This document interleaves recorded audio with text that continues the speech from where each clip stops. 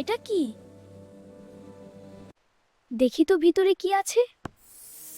Wow, ফ্যারি!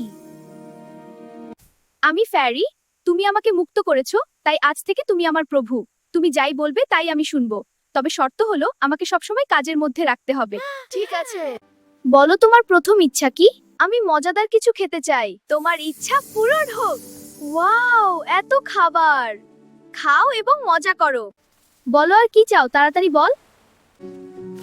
আরে খাওয়া তো শেষ করতে দাও।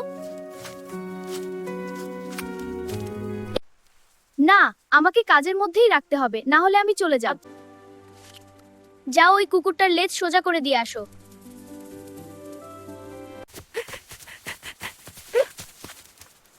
দূর দূর। আজ পর্যন্ত কেউই কুকুরের লেজ সোজা করতে পারেনি।